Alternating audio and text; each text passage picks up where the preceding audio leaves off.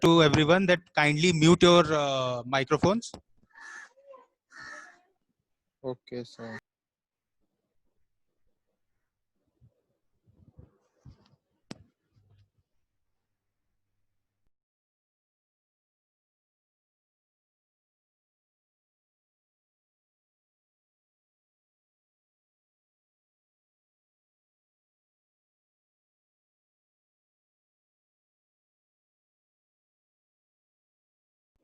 Okay.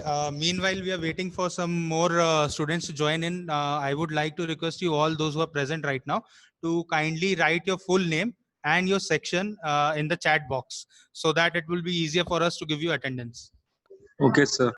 Yes, please. So, okay, so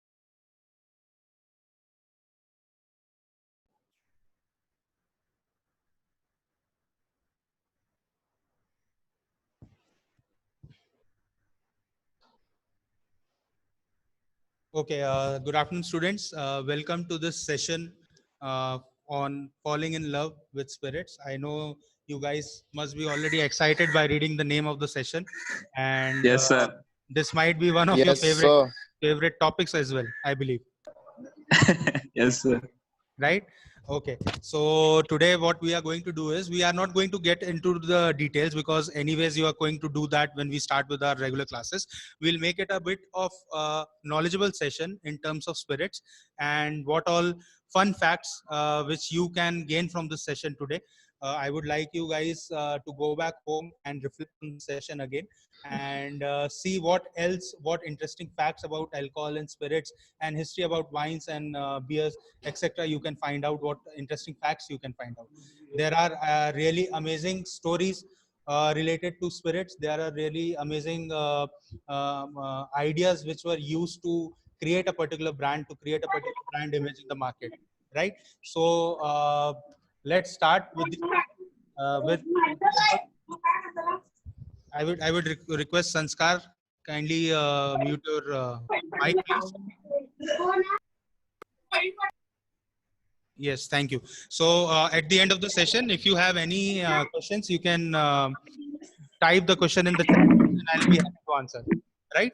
So I would once again request everyone to kindly mute your microphone so that it's easier for us to communicate. Right? Okay. So alcohol was discovered by accident, say somewhere around 6,000 years ago. Sanskar, can you please mute your mic? Thank you. Okay, so alcohol, as we say, that it was discovered 6 to 7,000 years old. Even history says that it goes back way back. The history says that it goes way back to 13,000 years as well. So it was discovered as an accident. It was first used, the alcohol was first used for medicinal purpose, and then later the hallucinating and relaxing effects of the alcohol, they started consuming it, they started drinking it. So this was discovered as accident, and many things, most of the things in the world were discovered by accident. For example, if you see tea, anyone knows the history how tea was discovered? If you know, then kindly raise your hand. Anyone knows how tea was discovered or coffee was discovered? That was also an accident. Okay, I can see Kalandar Alur. Kalandar, can you unmute your mic and tell me how tea was discovered? Yes, so like in India, it was said that the Buddhas I lashes fell in water, boiling water, and it is said that doesn't provide it provides us it prevents us from sleeping and all. Okay. Like another theory says that uh, in a boiling water under a tree, the tree leaves fell into the water, and then it tasted good, and it Right. prevented us from sleep. Right. Okay. Very good. The what Kalandar has said is somewhat very similar to what I had to say. Actually, it was a Chinese emperor who was sitting under a shrub tree, and he was boiling water. And suddenly, few leaves fell into this boiling pot, and the drink was looking very interesting. The flavors, the aromas coming out of the boiling water were very interesting. And then the king decided to taste it, and that is how the tea was discovered. Same way, if you say coffee was also discovered like this. There was a shepherd who was going out I mean, his sheep were grazing on the berries, and he was sitting and relaxing under a nice tree, and he was noticing that only there were certain types of berries. When the goats used to go and graze them, they used to be very energetic. So he decided to taste those berries himself, and he found that it was a very refreshing and very energetic berry, and he decided to take back those berries, the beans of which were later on cultivated in Arabia, Saudi Arabia. It was transferred from Ethiopia and it went to Saudi Arabia. So this is how the discovery of tea and coffee happened. So as I said that many great things were discovered by accident. For example, we saw that alcohol was discovered by accident, tea and coffee. So these are some interesting stories which, if you go back to the history, even cheese, if you go to see cheese, it was an accident. Okay. So these interesting stories will always keep you motivated. It will always keep you interested in the topic. So when I was a student like you guys, the only best way to study wines and spirits, according to me, was that you need to know and you need to link certain stories with it. Okay. Until and unless you don't know a brief background about that particular product or that particular wine or that particular spirit, it is just like mugging up theoretical part, right? So to make it more interesting, to make it more easy to remember, it is always better to do a research about those things, and that will help you remember it for a longer period of time, right guys? So we move to the next slide, which says the early Roman Catholic bishops, monks, priests, nuns, all were winemakers, brewers, and distillers, because it was not just used for medicinal purposes, it was also part of various religious ceremonies happening in various sects and religions, right? So they say that early bishops, monks, priests, they used to make their own wines, they used to make their own beers, and that was not just for medicinal purpose, it was also for religious purpose. One of the most famous discovery is credited to a Benedictine monk called Dom Perignon. So anyone has heard about this famous monk known as Dom Perignon? Raise your hand, please. Anyone has heard of Dom Perignon before? Kindly raise your hand. No one? Okay, so Dom Perignon is a famous brand of champagne, right, guys? And it is named after the famous monk who actually did not actually create sparkling wine, but a lot of efforts were put in to do a lot of research in sparkling wine, in production of sparkling wine, and the today's bottles which you see are credited to be designed by famous monk called Dom Perignon. He was living in Benedictine. Benedictine is also a famous place from where a famous liqueur called Benedictine comes.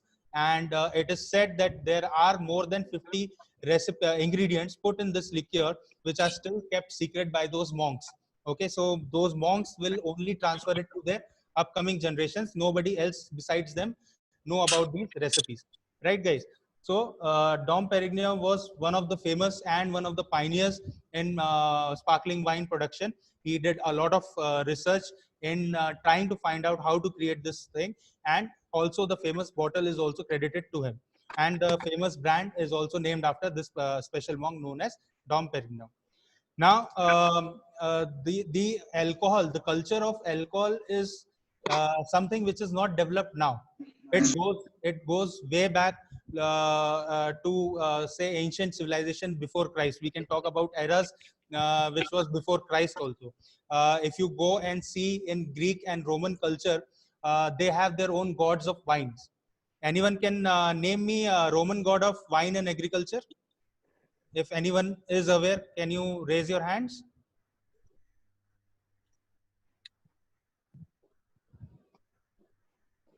Roman god of wine.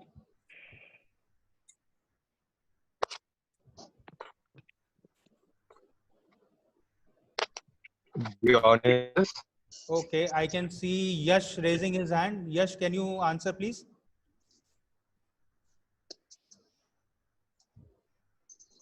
Dionysus. Dionysus is correct, but then it is Greek god of wine, and Roman. Bacchus. Yes, Bacchus. Bacchus is the Roman Okay. wine. Yes, Roman god of wine and agriculture. So you see, guys, that this is not just in our culture; it is throughout the world. And the Greek and the Roman culture are also considered to be one of the oldest, besides our Indian civilization, Indus Valley civilization.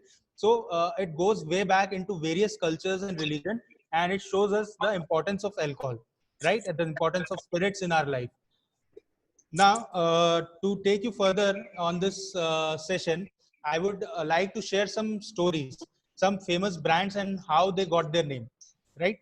So you must have heard about Beefeater Gin. Yes, sir.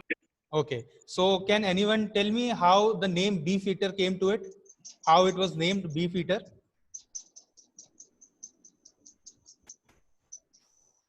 Question is open to all. Anyone, but please don't start answering together. Anyone, just raise your hand and I'll ask. I'll come back to you and I'll ask you to answer.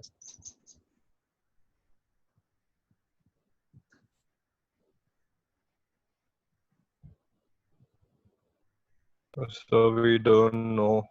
Okay, that's fine. That's okay. So this is what I was trying to tell you. So if suppose today you know about Beefeater, you know about the history of Beefeater, won't it be easier for you to remember it for next time? Right, guys? At least one brand you will be able to remember throughout your life because you know about it. You know about its history.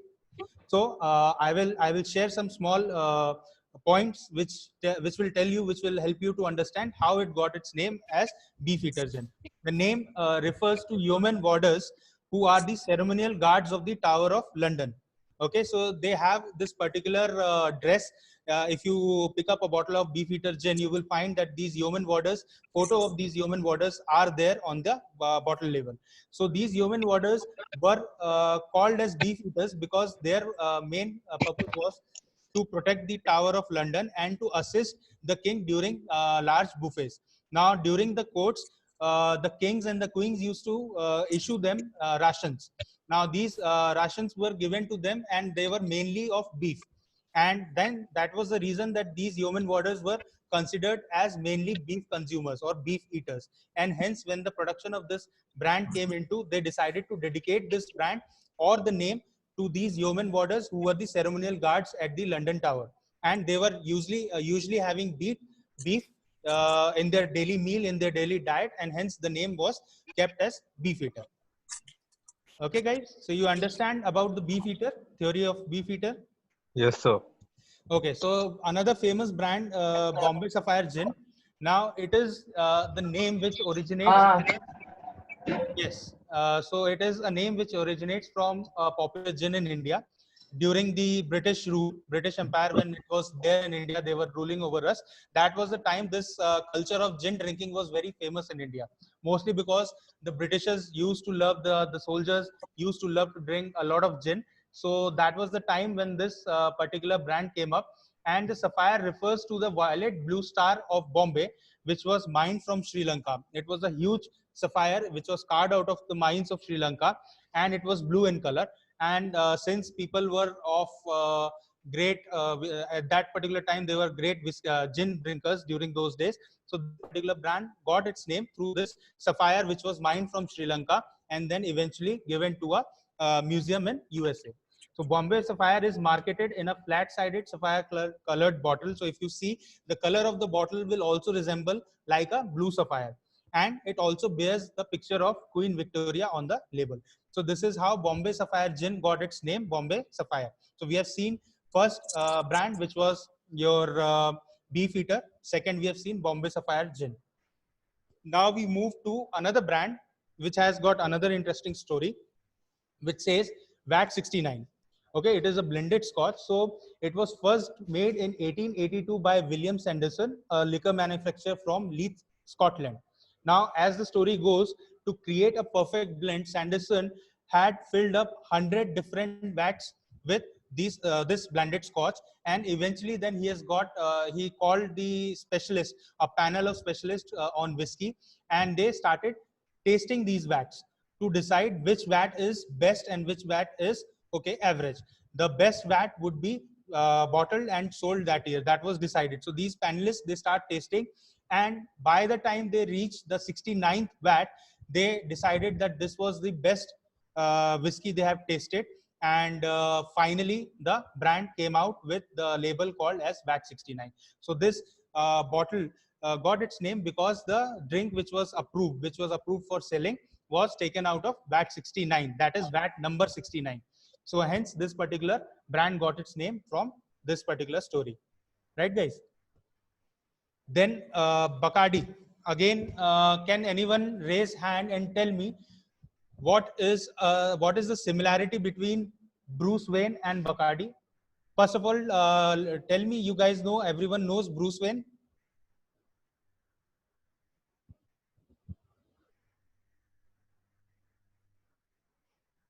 Who knows Bruce Wayne? Can you raise your hand, please?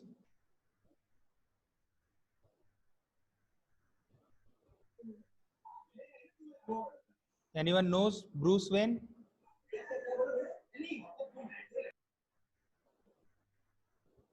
No one? Okay, Leander, yes. Can you please tell me who's Bruce Wayne? So is it like the Batman. superhero type? Batman? No, Bruce Wayne is the So name. Batman. Yes, Batman.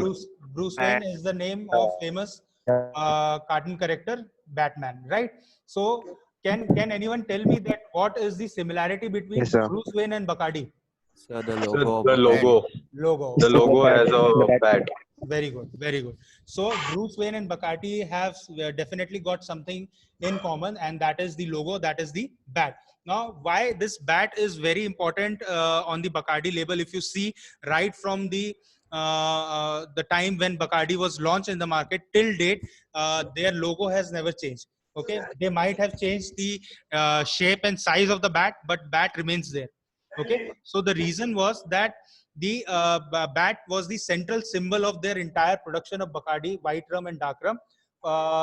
For Bruce Wayne, it meant protecting Gotham City from evil and bad. Okay, and for Bacardi, it was just simply a thing which they used to believe that it is bringing good luck to them. For Bacardi family, the fruit bats living in their rafters of their first distillery were a sign of good luck, and there has been a bat on the bottle ever since. So you can say this is can you please mute your mic, please, Hardik? Okay. So you can say that the owners believed that just because these bats were living in those distilleries, their first distilleries, it has brought a good luck to them, and ever since they have believed that this whenever till the time the bats image is there on their bottle, the logo is there, it will bring keep on bringing good luck to them. So this is the history of the famous brand called Bacardi, right? So another famous liqueur which is there is called absinthe. So right from spirit, now I have moved to liqueurs. Now absinthe is a green colored liqueur which is available in the market, which has also got a very high percentage of alcohol. Though there are various versions of absinthe available, the story or the myth has it, then when people get drunk over absinthe, they start seeing a green fairy. Okay, so this is something which the absinthe manufacturers have said. The people who have experienced drinking absinthe have shared their experience that okay, after getting drunk they used to see a green fairy, but this is you can say all a myth. But this is after having absinthe, there people start having hallucinating effects through which they see this green fairy standing in front of them. So, I mean, I would never suggest you guys that you get drunk and experience green fairy, but this is something fun or some interesting fact which I came across, and I wanted to share this with you guys. So, this is what after drinking of absinthe, you see green fairy. Now, I'm going to share my screen and show you a video.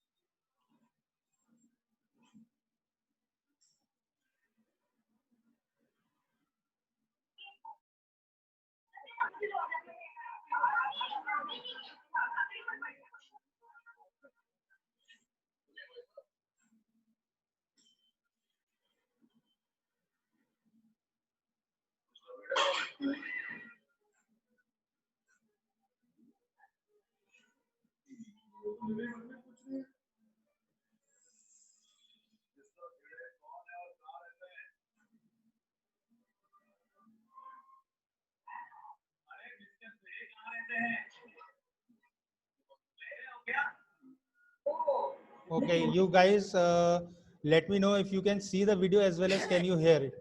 There's something I've been meaning to say to you for years. Can you hear the video, guys? Yes, sir. And is it visible to you? No, No, sir. No, sir. Visible, right? So No, I'll sir. We can't see the video. you can't see the No, video. sir, we I'm- can't. okay, So the sound is coming from Hardik's mic. okay, Hardik, can you please switch off your microphone, please?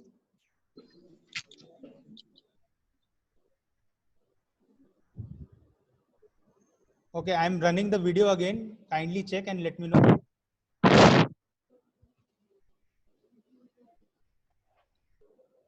Hey, there's something I've been meaning to say to you for years. No, sir. No? So the video is not working. No, sir, we are not able to see. Okay, so you guys are not able to see the video, right? No, sir. Only sound is audible. Okay, okay, Yes, sir. okay. Just give me a second. There might be some problem. Let me solve it.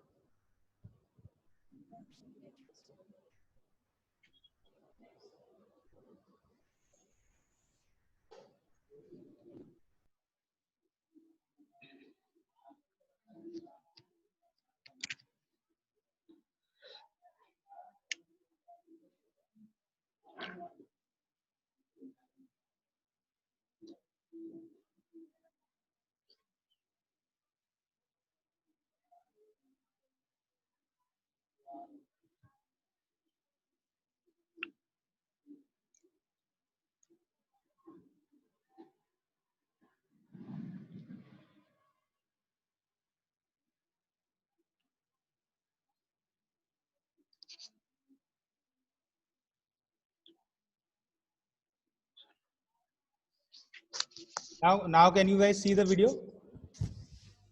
No, sir. No, sir. Still. No, sir. Okay. No, sir. No, sir. Okay. Give me a minute. I'll just check.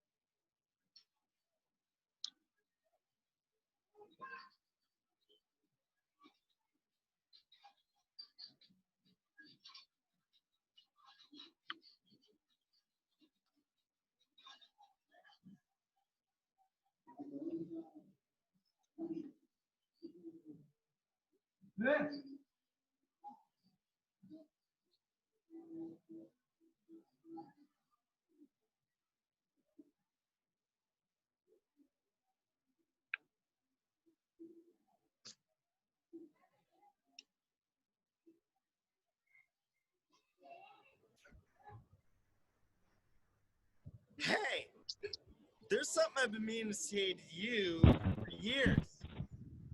Love you. So whether you agree with it or not, alcohol is a big part of our society. Many of us enjoy it responsibly and others not so much. Woo! Next in. Weekend Warriors, I'm looking at you.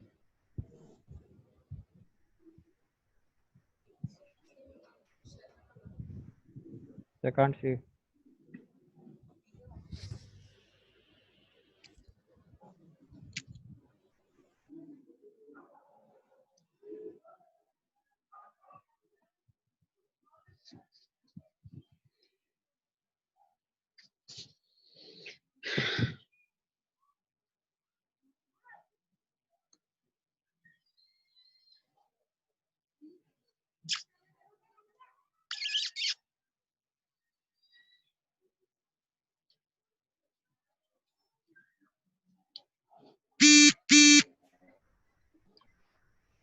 Hey, there's something I've been meaning to say to you for years. Okay, guys, now can you see? Yes, sir. Yes, sir. Okay, so Yes, I'll run the video. So please, I'm requesting everyone to mute your mics so that you can hear clearly what this video is all about, right? Okay, I'm playing it again. So you guys just have a look at this video.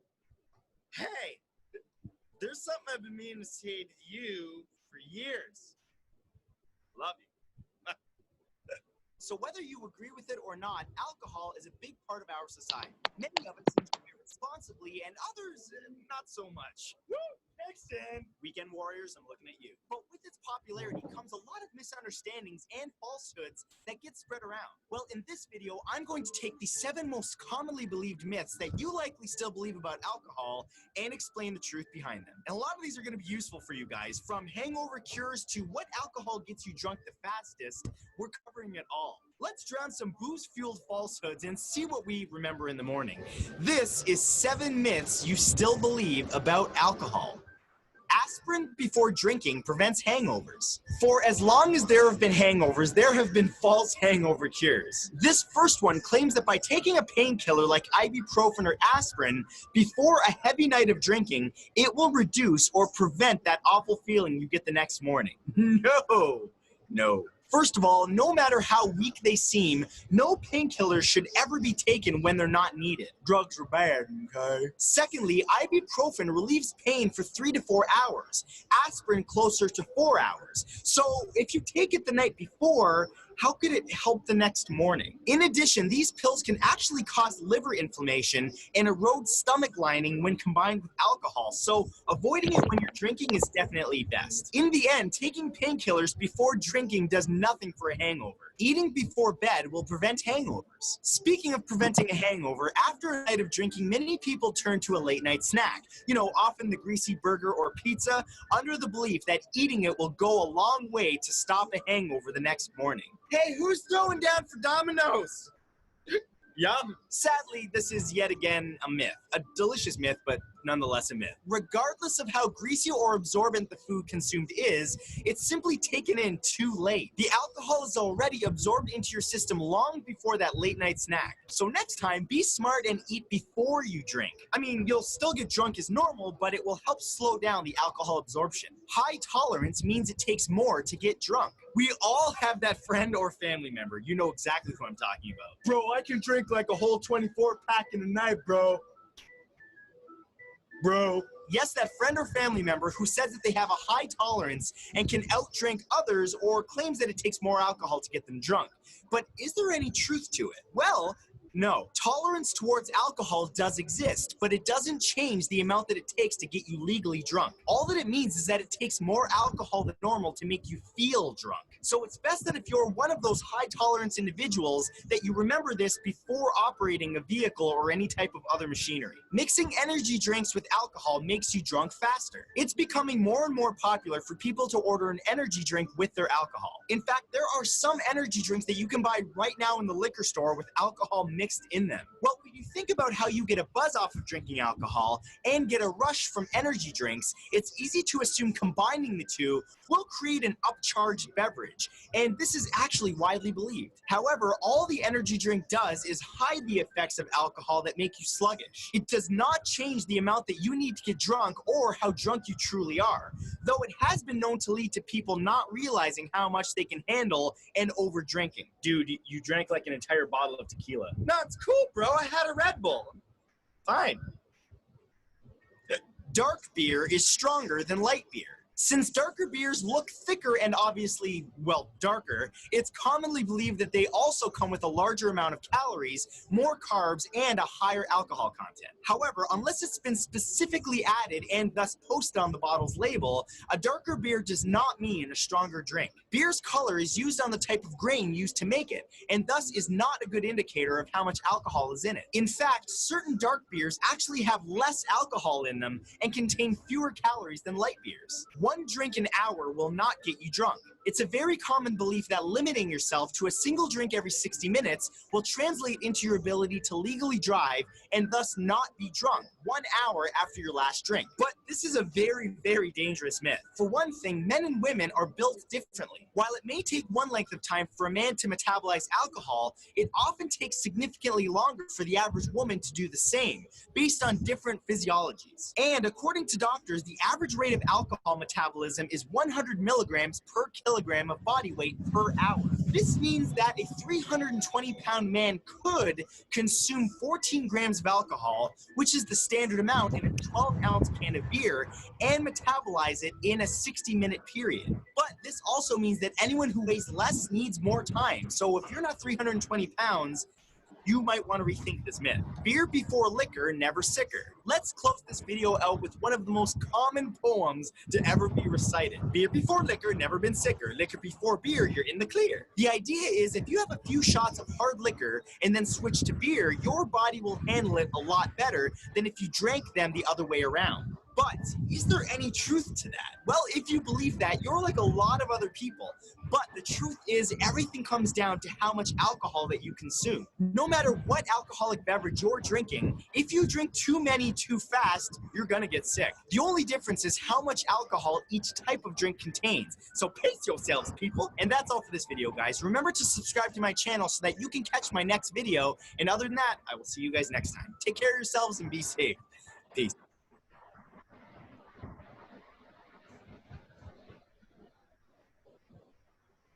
Okay, guys. So I hope you have seen the video.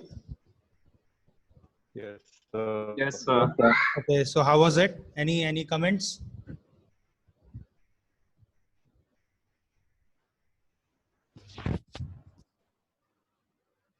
Did you enjoy it or not? Yes, Yes, sir. sir. Okay. Yes, sir. Okay. Yes. So I think with this we will come to an end of this session. So before I close this session, just to tell you guys that drinking is something which is socially accepted as long as you are not overdoing it, right? So it is always important to be in your limits. You need to know your limits. Never get into peer pressure that okay, your friends are drinking or your relatives are drinking or your family members are drinking, so you have to drink it. It is your choice, and ultimately it has to be done responsibly. So on this note, I would like to thank you all to attend this session. And if you have any questions, any comments, you can put it in the chat box right now. I'm there to have a look at these. And with this, we end the session.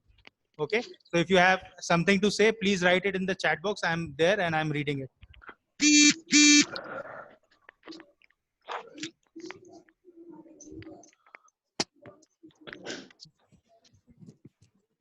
Okay, Rudra, thank you so much. Rudra says the session, she found the session to be informative. So thank you so much, Rudra.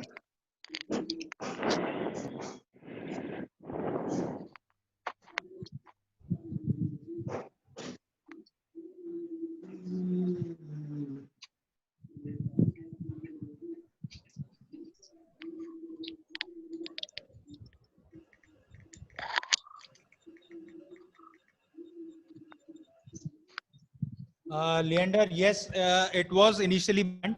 Absinthe was banned because of its high alcohol content.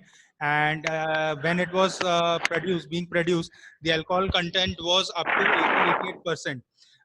Due to which people usually started dying when they used to over consume the alcohol, and then that was decided that this particular spirit, the liquor, needs to be banned. So at some places these are banned, but then you get various versions where the alcohol percent can range between 55 to 70%.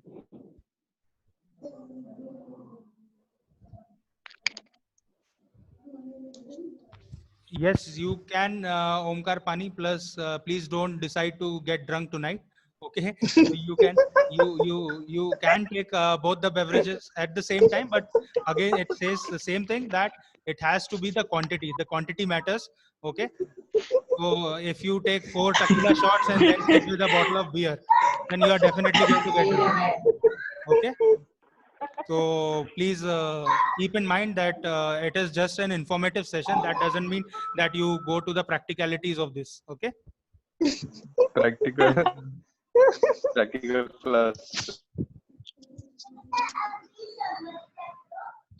Okay, guys. I think more or less everyone, I think, has seen the video, seen the session, attended the session, and you have enjoyed it also. So my purpose is solved. And see you soon with some more interesting sessions on Zoom. Okay, guys. So take care. Yes, Stay sir. safe. Yes. Stay safe. Yes, And God, Thank you. Thank you, sir. Thank you, God bless you all. Thank you, sir. Okay. See you soon. Bye bye. Take care. Bye, sir. Bye, sir. Thank you, Bye, sir. sir. Bye.